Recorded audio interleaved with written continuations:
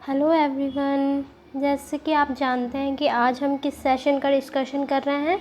It's a short video. आपको आज हम बताने जा रहे हैं सीईटी के बारे में, यानी कॉमन एलिजिबिलिटी टेस्ट, जो कि आगे आने वाले एग्ज़ाम्स आपके हैं उसके लिए एलिजिबल होगा। तो चलिए हम कॉमन एलिजिबिलिटी टेस्ट को कुछ क्वेश्चंस की फॉर्म में समझ लेते हैं कि क्या क्या आपके डाउट्स हैं, और उन डाउट्स को मैं यहाँ पर क्लियर करने के लिए बैठी हूँ। चलिए समझते हैं।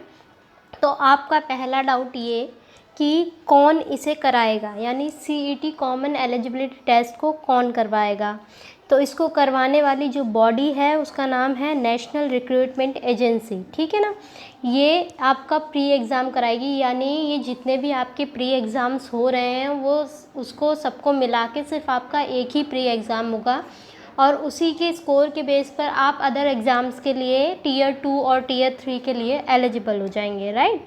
सेकंड क्वेश्चन जो आप लोगों का आता है that is who will decide to set up this agency, यानी ये जो बॉडी सेटअप हुई है ये किसके कहने पे सेटअप हुई है। ये यूनियन कैबिनेट के कहने पे सेटअप हुई है, जिसको चेयर कौन करता है, जिसका चेयरपर्सन है पीएम, यानी हमारे देश के prime minister Narendra Modi. Okay.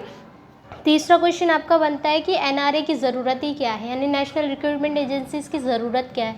इसकी ज़रूरत ये है कि हम अलग अलग एग्ज़ाम्स देते हैं, ठीक है ना। बहुत सारे एग्ज़ाम्स हम अलग अलग देते हैं, जैसे आईबीपीएस का अलग भरते हैं, एसएससी का अलग भरते हैं, रेलवे के लिए अलग फ़ीस देते हैं, राइट। लेकिन जब आपका ये एक एग्ज़ाम्स हो जाएगा तो आपको हर एग्ज़ाम के लिए अलग अलग फ़ीस देने की ज़रूरत नहीं है। आप एक एग्ज़ाम के लिए फ़ीस दीजिए, जो आपके लिए एक एग्ज़ाम के बेस पे आप आईबीपीएस में भी बैठ पाएंगे, आप एसएससी के एग्ज़ाम्स में भी बैठ जाएंगे, और आप रेलवे के एग्ज़ाम्स भी दे पाएंगे, ठीक है ना। तो इसके लिए आपको अलग अलग सारे फॉर्म्स भरने की ज़रूरत नहीं पड़ेगी, सिर्फ एक फॉर्म जो कि आपका 3 साल के लिए वैलिड हो जाएगा। Just like your CTET, UPTET and GATE, जिसका स्कोर कार्ड होता है। जैसे आप सीटेट देते हैं तो वो 5 या 7 साल के लिए एलिजिबिलिटी आपको दे देता है। ये जो एग्ज़ाम होगा ये भी सेंट्रल लेवल का एग्ज़ाम है, राइट। जिस तरीके से सीटेट, यूपीटेट, गेट और ये सारे आपको एग्ज़ाम्स जो हैं वैलिडिटी प्रोवाइड करते हैं, उसी तरीके से कॉमन एलिजिबिलिटी टेस्ट भी आपको एक एलिजिबिलिटी प्रोवाइड करेगा, ठीक है। अब हम ये देखेंगे कि कितने साल की वैलिडिटी होगी इसके स्कोर कार्ड की और कितने की नहीं होगी, राइट। आगे हम देखते हैं कि एनआरए जो है वो सारे एग्ज़ाम्स के लिए वैलिड है। नहीं, ऐसा बिल्कुल भी नहीं है। अभी जो ये डिसाइड करा गया है वो सिर्फ 3 एजेंसीज़ के लिए किया गया है, that is SSC, IBPS and the railway recruitment board, right. ये 3 एजेंसीज ऐसी हैं जिनके लिए अभी सीईटी वैलिड बताया गया है, ठीक है ना। ये तीनों एग्ज़ाम्स एक ही के अंडर होंगे, दैट इज़ एनआरए करवाएगी, ठीक है ना। पहले क्या होता था, आप रेलवे का अलग भर रहे हो, आईबीपीएस का अलग भर रहे हो, लेकिन अब आपको सिर्फ यही एक एग्ज़ाम देके आप तीनों के लिए एलिजिबल हो सकते हो। मान लीजिए आपका स्कोर कार्ड 80 है, और 80 स्कोर कार्ड अगर एसएससी में मांगा है एलिजिबिलिटी में कि 80 होने चाहिए आपके सीईटी में, तो आप एसएससी के लिए एलिजिबल है, आप डायरेक्ट टीयर 2 में बैठ सकते हैं, राइट। इसी तरीके से अगर आईबीपीएस ने आपको 60% मार्क्स मांगे हैं तो आप आईबीपीएस के लिए एलिजिबल हैं, सॉरी, यानी आप डायरेक्ट आईबीपीएस के मेंस में बैठ सकते हैं, ठीक है ना। अगला जो है कि टेस्ट जो है वो कितने लेवल्स पर कंडक्ट होगा। टेस्ट जो है वो 3 लेवल्स पर कंडक्ट करा जाएगा, डेट इज़ 10th बेस पर, 12th बेस पर और ग्रेजुएट के बेस पर, ठीक है। अगर कोई बच्चा 10th पास है और उसे 10th लेवल के फॉर्म भरने हैं तो वो 10th के बेसिस पे अप्लाई कर सकता है।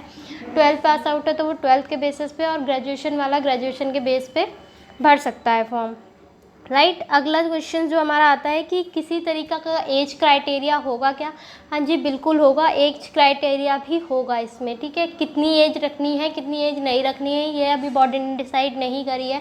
एज़ पर जैसे आपको फॉर्म्स में रिलैक्सेशन मिलता है वो भी मिलेगा, और एज भी रखी जाएगी कि मिनिमम और मैक्सिमम एज कितनी होनी चाहिए, और अगर कोई SC/ST का कैंडिडेट का बच्चा है तो उसके लिए कितना रिलैक्सेशन है, ये भी अभी आगे चल के डिसाइड हो जाएगा, राइट। फिर ये कि कब से ये लागू होने वाला है, तो 2021 में आपके जितने एग्ज़ाम आने वाले हैं बैंक, एसएससी और रेलवे से रिलेटेड, वो सारे एग्ज़ाम सीईटी के माध्यम से ही होंगे, ठीक है। उसके लिए सिर्फ आपको प्री लेवल के लिए सिर्फ सीईटी देना होगा, और मेंस और आगे के एग्ज़ाम्स आपको उनके अकॉर्डिंग चलने पड़ेंगे, ठीक है ना। फिर कि ये टेस्ट होगा कितनी बार, ये साल में 2 बार टेस्ट कंडक्ट करा जाएगा, यानी हर 6 महीने के बाद ये कंडक्ट करा जाएगा साल में, ठीक है ना। हर 6 महीने के बाद आपका CET कंडक्ट करा जाएगा। जिस तरीके से CTET 2 बार होता है, उसी तरीके से ये CET यानी कॉमन एलिजिबिलिटी टेस्ट भी आपका साल में 2 बार होगा, राइट। कितनी लैंग्वेजेस में होगा? 12 लैंग्वेजेस में होगा।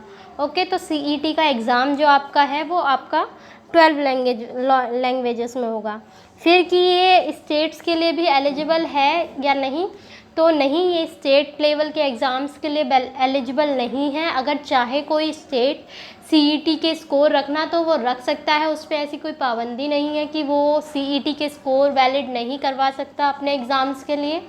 बट हाँ, अभी जो आपकी निकली हैं गाइडलाइंस, उसमें ये नहीं कहा गया है कि CET जो है वो स्टेट्स के लिए भी अप्लाई होगा या एप्लीकेबल होगा, राइट। स्टेट्स अगर चाहता है तो वो रख सकता है, ये स्टेट पे डिपेंड करता है, ठीक है ना।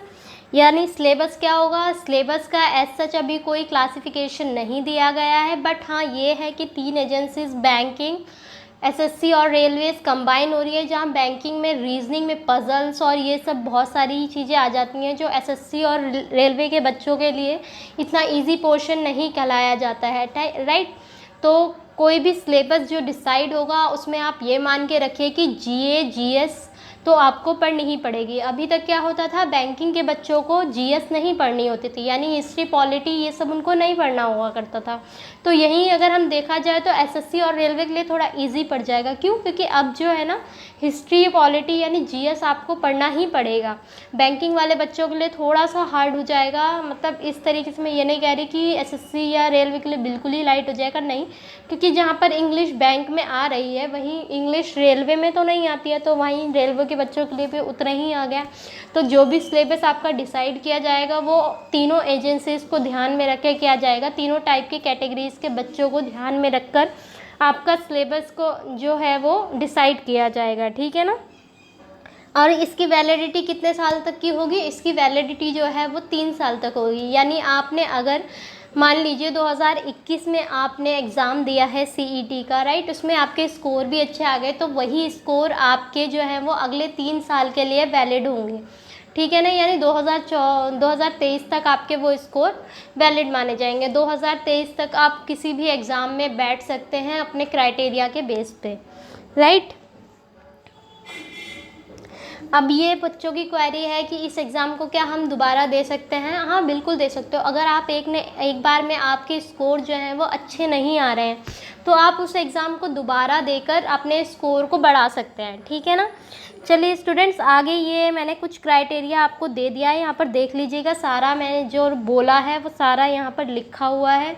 आई होप आपको ये वीडियो पसंद आएगी और आप इसको ज़्यादा से ज़्यादा लोगों तक शेयर करेंगे ताकि ये इन्फॉर्मेशन लोगों को मिल सके और वो उनकी जितनी भी क्वेरीज CET से रिलेटेड हैं वो सारी सॉल्व आउट हो सकें। ओके स्टूडेंट्स, तो आज हम इस सेशन को यहीं, छोटा सा सेशन था, हम सिर्फ इन्फॉर्मेशन देनी थी आपको, तो मैं इस सेशन को यहीं पर ख़त्म करती हूँ। Okay, bye bye, take care.